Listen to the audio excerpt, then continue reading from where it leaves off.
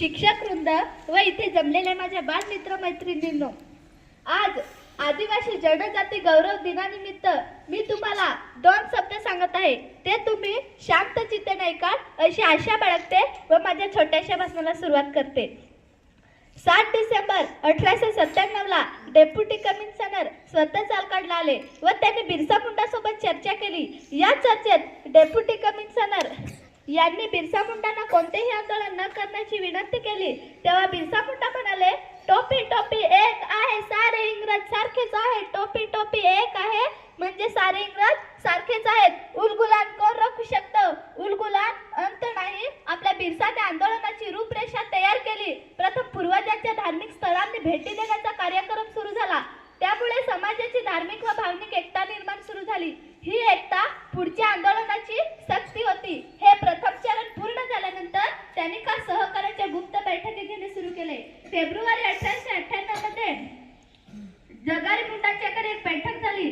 त्यात बिरसा मुंडाने आपले मनोगत व्यक्त केले. तो म्हणाला, तुम्ही तुमच्या जमिनीवर प्राणाइतकेच प्रेम करता, पण लक्षात ठेवा, संधी पाहूनच उठाव करावा लागतो. त्यानंतर बिरसा मुंडाने अनेक ठिकाणी सभा घेतल्या. जिलिंग शेरंग, कोटेया, चरारी, मनीसाई, बिरता, पितीबुरू, सोनपूरगड येथे बैठका झाल्या.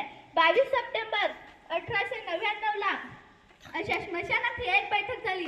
त्यात विद्रोहाची पूर्ण तयारी करण्यात आली. त्यात जमीनदारांना लगाम देणे बंद झाले पाहिजे व मुंडा आदिवासींना त्यांचे जंगलाचे अधिकार पूर्वत मिळाले पाहिजेत. या मुद्द्यावर आंदोलनाची धार अधिक तीव्र देण्याचे निश्चित झाले.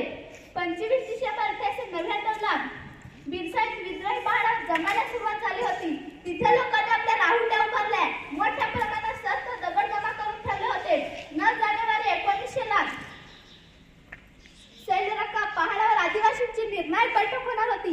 याची खबर गुप्ती ठाण्याला लागली. डेप्युटी कमिशनर स्टीलफील्डच्या नेतृत्वाला सैलरका पहाडावर हमला करण्यात आला. इंग्रजांकडे बंदुका आणि मुंडा आदिवासींजवळ तीर, कमठा, तलवारी, कुऱ्हाडी, तरी त्याने बहादुरीने झुंज दिली. सैलरका डोंगर रस्त्याने धावून निघाला.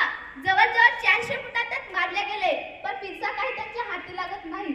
मग बिरसाला पकडण्यासाठी त्यांनी अभियान सुरू केले. गावागावातील गरीब मुंडांवर अमानुष्य पोलिसी अत्याचार सुरू झाले, पण बिरसा काही त्यांच्या हाती लागत नव्हता. मग बिरसाला पकडण्यासाठी सरकारने 500 रुपयाचे बक्षीस जाहीर केले.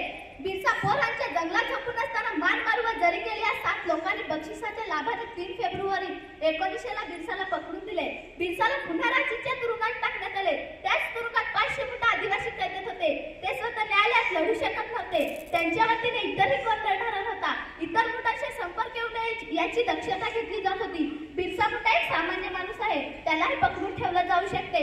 यावर जनतेचा विश्वास बसत नव्हता, म्हणून बिरसाला मारण्याचा कट चालला.